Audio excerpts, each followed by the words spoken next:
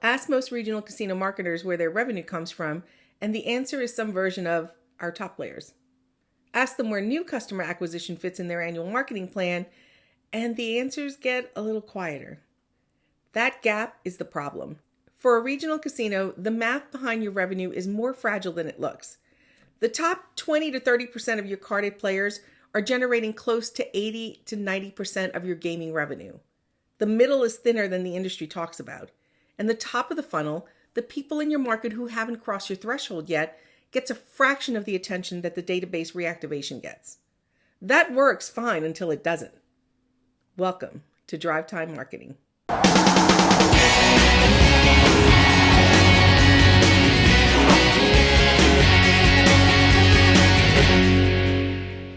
Hi there, and welcome back to Drive Time Marketing, the show where we help casino marketers turn strategy into action and insights into impact.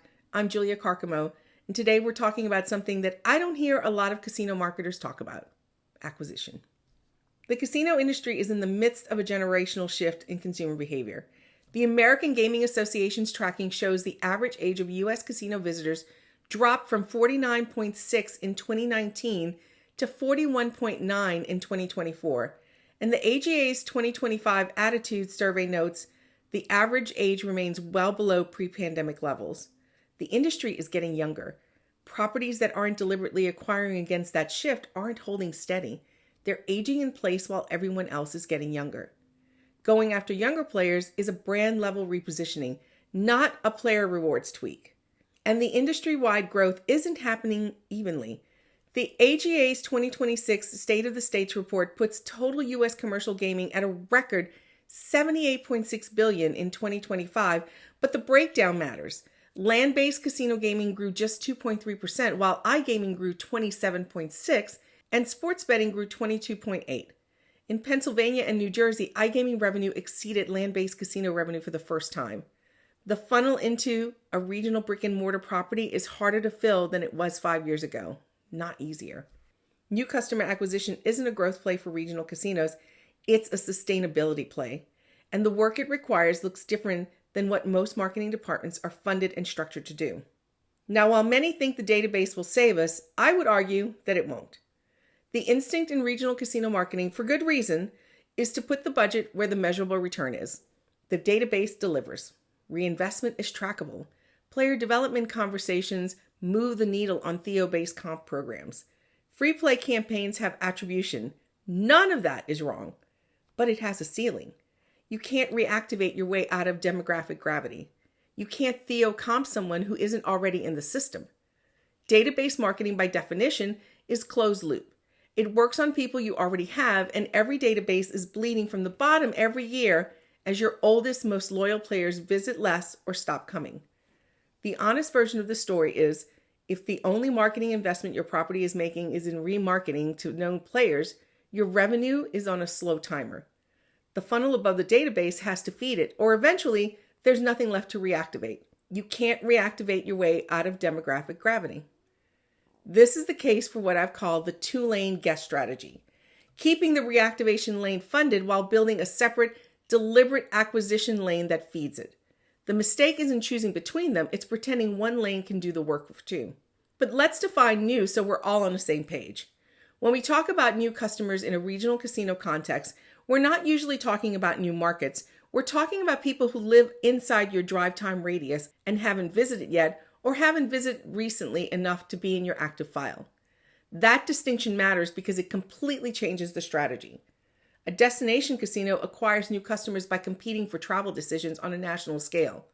Las Vegas competes with cruises and beach vacations. A regional casino acquires new customers by competing for evening decisions on a local scale. You're competing with the restaurant down the road, the movie theater, the local concert venue, and the regional casino that's 45 minutes in the other direction. The casino marketer trained on destination playbooks tends to over-index on aspiration. Regional acquisition is closer to the fast-moving consumer goods playbook used by brands like Coca-Cola or Tide. They're high-frequency, low-friction, community-rooted decision of the evening marketing. The message that wins isn't "come escape your life," it's "tonight's a good night to come see us." That mindset shift sits at the center of marketing to today's regional casino customer and the relationships that build from there.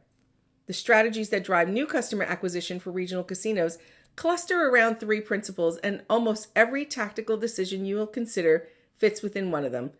After the break, we're going to go through them. This summer, Casino Marketing Bootcamp is bringing you 2 different ways to get stronger.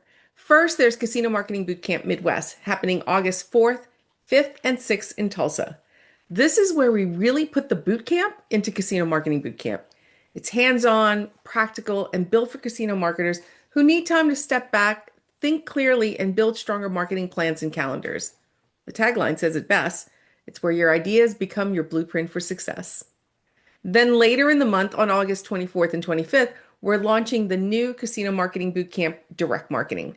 I'm especially excited about this one because direct marketing is still one of the most powerful engines we have as casino marketers. This event is all about helping you make every list, every offer, and every dollar work harder. So whether your team needs to build a plan or improve one of the most important performance engines in your department, there's a Casino Marketing Bootcamp for you this summer. And like all of our events, both include early bird pricing and discounts for groups of 3 or more. You can learn more and register at casinomarketingbootcamp.com. Welcome back. Before the break, I was mentioning that the strategies that drive new customer acquisition for regional casinos cluster around 3 principles. The first is about community presence. The casino has to feel like part of the place, not separate from it. That shows up in local sponsorships, in the people you employ who are recognizable in their own neighborhoods, and in the events you host that connect to the calendar your customers already live by.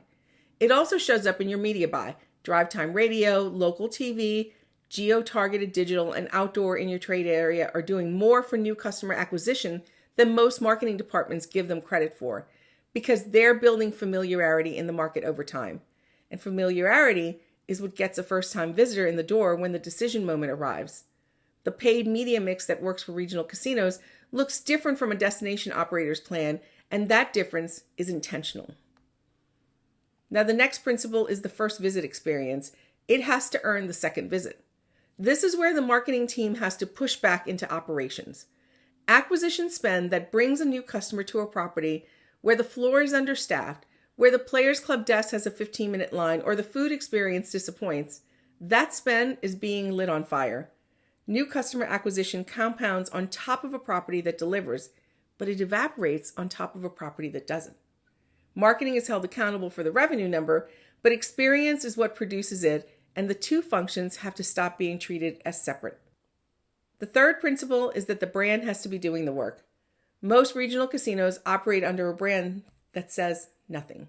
Interchangeable name, generic positioning, marketing that could run on any property within 200 miles.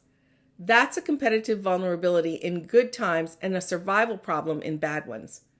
Brand is what makes the difference between we picked this place because it was closest and we picked this place because it's ours. The first relationship is fragile. The second one funds your future. Now, it's worth being honest about the acquisition tactics that show movement on the surface, but don't build the funnel underneath. New member sign-up promotions that drive registrations but never result in a second visit aren't acquisition. They're acquisition theater. If your new member to active player conversion rate is below 30%, the work isn't bringing in more new members. The work is figuring out why people sign up and never come back. Mass giveaway promotions that bring crowds for the giveaway and produce no incremental visits afterward aren't productive either. They're event marketing for your existing base, which is fine on its own terms, just don't confuse it with the funnel work. And entertainment as acquisition only works when it's integrated with everything else. A concert that brings in 2,000 people who sign up to play your $10 free play offer and then leave isn't an acquisition strategy. Entertainment has to function as an introduction to the property. The staff and the brand are the next reason to come back. Now, when you start down the path of acquisition, you'll get some pushback. Now, if you've ever tried to make this case internally, you've heard the responses, and it's worth anticipating them honestly. One is that we tried mass advertising before and it didn't move the needle. And that's usually true. It's also usually because the spend was treated as a campaign rather than a build. 3 months on, 6 months off, no clear positioning behind it, and no integration with what was happening on the property. Brand building media doesn't work in flights. It works as a sustained presence. And most regional properties have never given it that. You might hear, we don't have Vegas budgets to compete with. Well, you're not trying to. Regional acquisition is a different game. It's played at a different scale with different tools. The properties winning at it aren't outspending, they're spending differently. The point isn't to take the Vegas playbook, it's to stop running a destination playbook on a regional property. And then one of my favorites is our database is healthy. We don't have a problem yet. The key word is yet.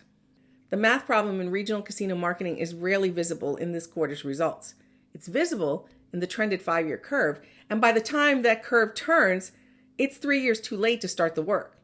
Run the demographic curve. The work belongs in the budget before the curve makes it obvious. Now, a few years back, I worked with a regional operator that spent close to 90% of its marketing budget on database reactivation, direct mail with free play offers to known players. The reporting looked okay every month. The reactivation rate was okay. The trended revenue line, though, was flat at best, and new signups were quietly dropping year over year.